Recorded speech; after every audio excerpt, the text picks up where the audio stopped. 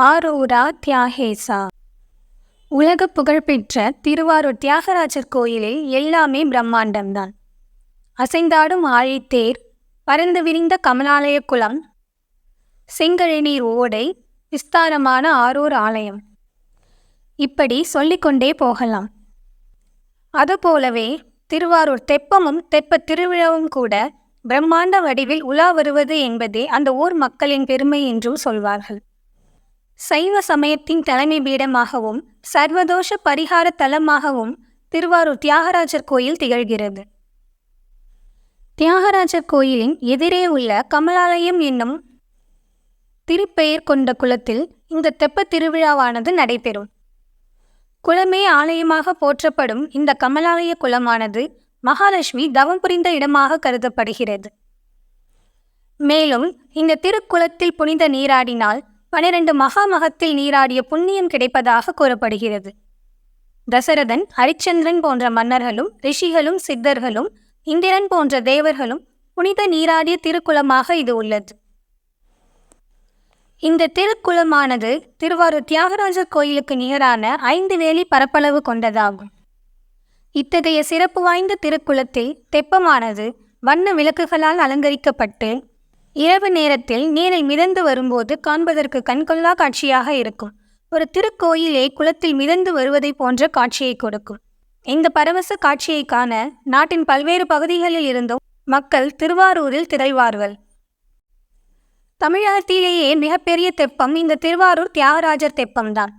தமிழகத்தில் எந்த ஒரு தெப்பத்திலும் மக்களை ஏற்றும் நடைமுறை கிடையாது. ஆனால் திருவாரூர் தெப்பத்தில் மட்டும்தான் மக்களை ஏற்றும் நடைமுறை உள்ளது. அந்த அளவிற்கு பரப்பளவில் மிக பெரியதாக இருக்கும் இந்த தெப்பம். தெப்பத் திருவிழாவின் போது சுமார் 500 பேர் வரை தெப்பத்தின் மீது அமர்ந்து பயணிப்பார்கள். இந்த தெப்பத்தினை கட்டும் பணியில் 50க்கும் மேற்பட்ட தொழிலாளர்கள் இரவு பகல் பாராமல் ஈடுபட்டுள்ளனர். 432 தகர பேரல்களை 2 அடுக்குகளாக வைத்து 36 அடி உயரத்தில் 16 தூண்களுடன் 3 அடுக்கு மாளிகை போல அமைக்கப்பட்டுள்ளது. தியாகராஜர், கமலாம்பாள், நீலோத்பாலாம்பாள், விநாயகர், முருகர் ஆகிய கடவுள்களின் திருவுருவங்களுடன் தெப்பத்தின் மண்டபமானது அலங்கரிக்கப்பட்டுள்ளது.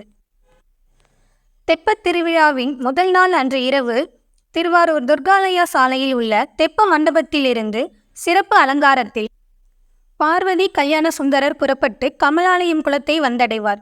அங்கு வண்ண விளக்குகளால் அலங்கரிக்கப்பட்ட தெப்பத்தில் சாமி எழுந்தருளி விடிய விடிய தெப்பத் திருவிழா நடக்கும். தெப்பம் குளத்தை 3 முறை சுற்றி வரும். ஒரு முறை சுற்றி வர 3 மணி நேரம் வரை ஆகும். திருவாரூர் தியாகராஜர் கோவில் தெப்பத்தின் நீளம் 50 அடி, அகலம் 50 அடி ஆகும். உயரம் சுமார் 30 அடி.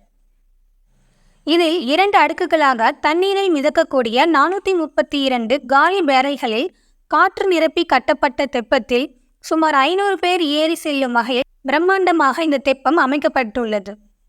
ஒவ்வொரு ஆண்டும் நாட்டில் நீர்வளம் சிறைத்தோங்க வேண்டி குளத்தில் விதவையாக வலம் வரக்கூடிய தெப்பத்தில் ஸ்ரீ தியாகராஜ சுவாமி ஆலயத்திலிருந்து ஸ்ரீ கல்யாண சுந்தரேசர் சுவாமி எழுந்தருள அங்கு விசேஷ தீபாராதனை நடைபெறும். இரவு 8 மணிக்கு தொடங்கிய தெப்பத் திருவிழா இன்னிசை கச்சேரிகளுடன் குளத்தில் 3 சுற்றுகள் வீதம் வலம் வந்தபடி அதிகாலை நிறைவடையும். தெப்போற்சவம் அல்லது மிதவை திருவிழா என்றும் இந்த தெப்பத் திருவிழா அழைக்கப்படும். இரவு முழுவதும் நடக்கும் தெப்ப உற்சவத்தை காண திரளான மக்கள் கமலாலயத்தின் 4 திசைகளிலும் குவிந்து நிற்கும். இந்த தெப்பத்தில் மட்டுமே சுவாமியோடு மக்கள் அனைவரும் ஏறுவர் என்பது கூடுதல் சிறப்பு. இசை நிகழ்ச்சிகள் நடத்தப்பட்டு தியாகராஜர் மக்களுடன் கமலாலயத்தில் பவனி வருவார். தெப்பம் மிதந்து வரும்போது ஒரு கோயிலே மிதந்து வர மாதிரி இருக்கும். அதை பார்க்குறப்போ தேவலோகத்தில் தியாகராஜர் உலா வர மாதிரியே ஒரு சிலிர்ப்பும் பூரிப்பும் வரும் பாருங்க. ஆரூரா தியாகேசான்னு சொல்ல தோணுங்க. வாய்ப்புகள் கிடைக்கும்போது அவசியம் எல்லாருமே இந்த திருக்கோயில் தெப்பத்தை ஒரு முறையாச்சும் வந்து பாருங்க. ஆரூரா தியாகேசா.